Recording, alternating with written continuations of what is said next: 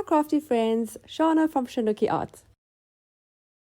I'm very excited to share with you some background collage papers that I've made. I have made 4 handwritten sheets. This is my handwriting. I've written about daydreams. I have used different size and style fonts, and I've used different pen tips to create variety. They are available for download in my coffee shop. I'll put a link in the description box below. They are in PDF format and are black and white, so you don't need a color printer to print them. You can print them as many times as you like and use them in your projects. Just a quick note, if you are a member of my YouTube channel, these are your freebie for the month. Please see the member video that I posted yesterday to get your discount code. I'm going to make a very simple masterboard. It's really just going to be the background and the starting point of a much larger and very exciting new project.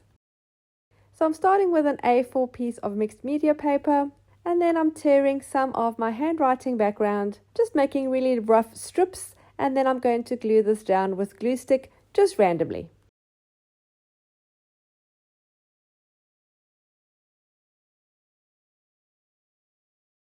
When I stick these down, I don't always put them the right way so that you can read them. The idea is just to have that design element. You don't always have to have it legible, so I do put it sometimes upside down or sideways.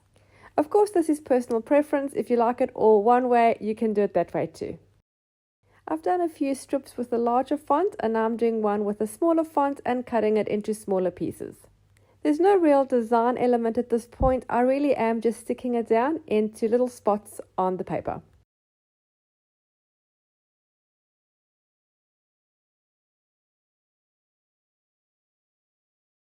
I have printed my background on just regular copy paper. It is 80 GSM, and the printer I've used is a laser printer, which does make a difference if you're going to add any kind of liquid medium on top. If you've used an inkjet printer, that will make it run and bleed. For a little bit of color and different tone, I am adding a few pieces of a page from an old book. While I'm sticking those down, let me tell you about this new project. So on Instagram, I saw this artist. Her name is, or her handle is Art by C. Frank. I will link her in the description box below. And she's doing these little like ATC or more just like artist's cards. They're not specifically trading cards, just small little works of art that she's leaving in random places in the hope of someone that will find it, will be inspired, or it'll have a message that they need on that day. I love the idea of inspiring and spreading kindness. So I also wanted to do what she was doing. And I'm going to take you along for the process of each of the cards that I'm going to make, and then I will also show where I drop it off. Each card will be a separate video over the next coming weeks and months. In today's video, I'm just showing the background I'm making for the first 8 cards, and I'm going to show the making of the first card. I'm now going to cover the entire background with white gesso. Some areas I'm doing a little thinner, some a little thicker. And I don't want to cover all that handwriting. I want it still to shine through. I just don't want it so loud. I want it to be pushed into the background. As I'm very likely going to be adding some kind of wet medium like acrylic paint, watercolor or inks over my cards as I create them, this also creates a bit of a waterproof barrier so the paper doesn't become soggy and fragile. It's preparing the paper to receive all that painty goodness. Oh, and let me quickly add that the hashtag for this project is called Tiny Art Leave Behind. I think it's the start of great things. And do watch until the end of this video to see where I left my first card. I've dried all that gesso really well. I'm now going to go in with some of my acrylic scribbles. I'm using watered down black acrylic paint in a little bottle that has a fine tip applicator, and I'm literally just scribbling. And I think this is creating lovely interest and a great contrast.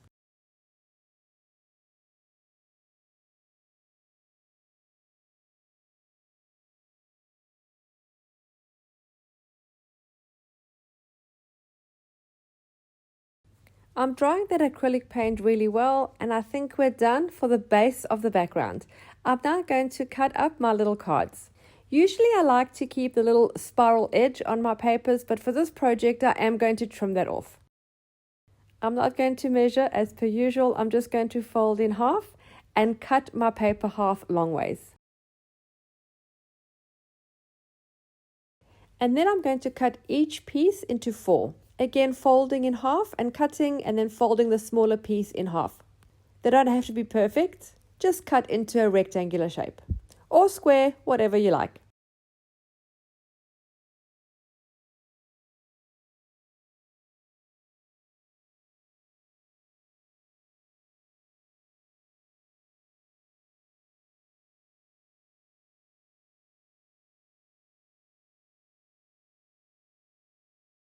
And there are the start of our first 8 cards.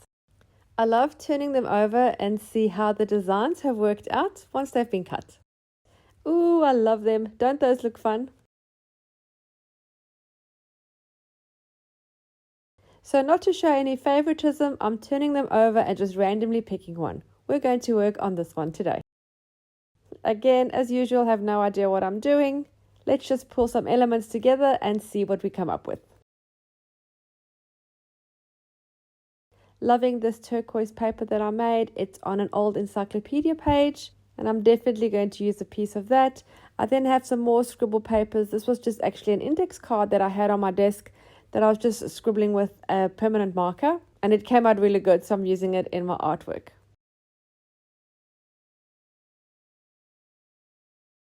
So I'm thinking turquoise and purple go well, so I might go with those. I have a few elements on my desk from my previous project, which is the Art by Marlene die cuts. I might use those. I'm still not sure where this is going to go. I basically just know the colors that I want to use. I also dug out these old stickers that I made quite a few years ago. It was just a sheet of white labels, like white stickers, that I painted on and made some marks. I found it the other day while I was looking for something else. So I thought, well, while it's there, let's use it. The colors work well.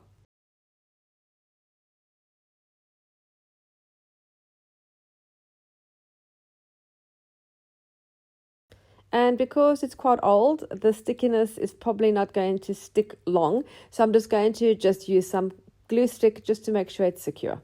Considering this card is going to go on an adventure.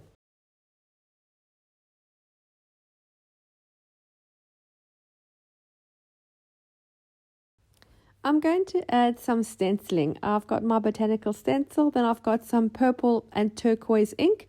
Using my blending brushes, I'm just going to do a little bit in the top left-hand corner, and I'm going to try and blend the colors so they sort of merge one into the other. Sort of like an ombre effect. That came out pretty cool.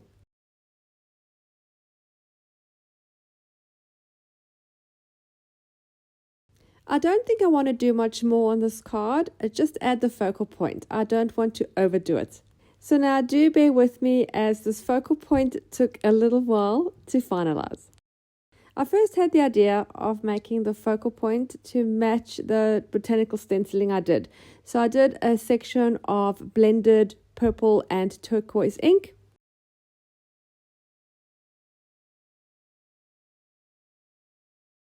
And while I was busy with that, I thought let me also do some spushing. That might also work. So I've got the purple and turquoise ink pads, and I'm just pressing those onto my surface of my desk, adding some water, and then pressing the paper into that to get a beautiful watery effect. That I think looks great. And then adding a few drops of water on the one that was blended with the brushes, just to lift some of that color. So a few splashes of water, and then picking all that water up with a tissue or paper towel, and that leaves a beautiful effect too. Using a black fine liner pen, I'm going to doodle some flowers.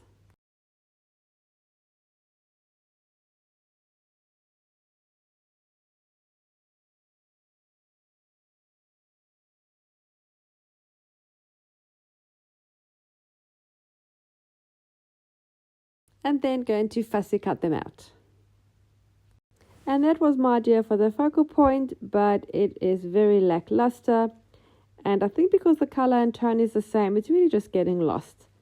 I'm not super happy about that. I'm going to try this watercolory one, but I have a feeling it's going to have the same effect. Maybe it's a flower. Let me try a heart.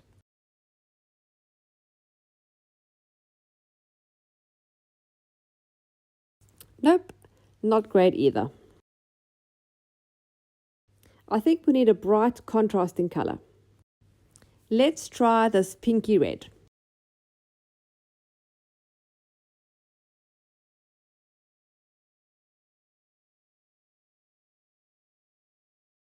That could work, but still not making me feel like I should.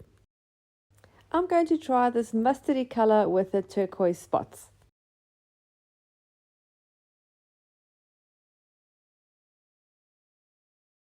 Now that one makes me happy.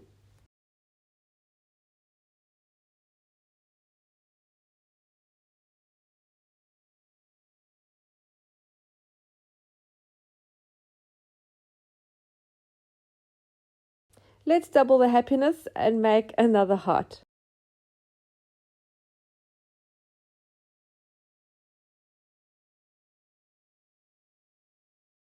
The idea of making a second one was to make a bigger one, but then I decided to use both, as I feel it created a good balance and created a harmonious feel.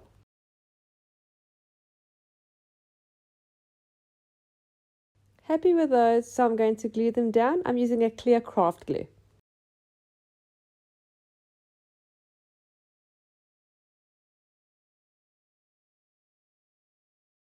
I'm going to also round the corners of my card to create a softer look.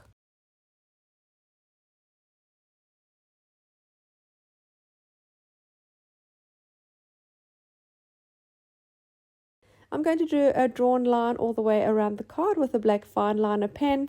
If you don't want it to look so hand-drawn, you can use a ruler. I like mine a bit more rough and ready.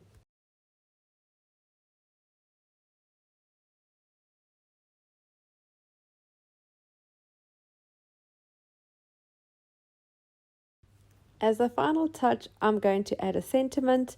I'm adding a black with white text.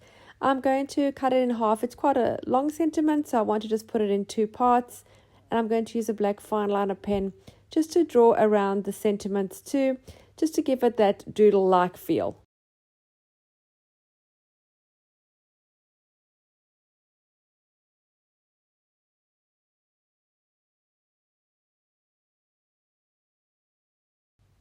And to lighten the overall look, I'm going to add a little bit of white splatter using my acrylic ink in the color titanium white.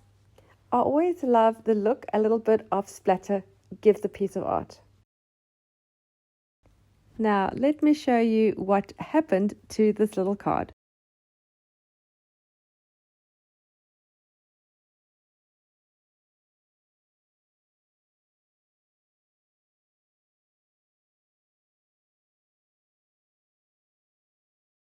As part of Tiny Art Leave Behind, I left it in the craft section of my local Bunnings store, right next to a tub of, you guessed it, gesso. I thought that was pretty fitting. I wonder who will find it. Thank you so much for taking the time to watch. I really hope you felt inspired. Don't forget to subscribe to my channel and hit the little bell so you're notified every time I upload new content. Thanks again for watching. Happy creating, and I'll see you again soon. Bye.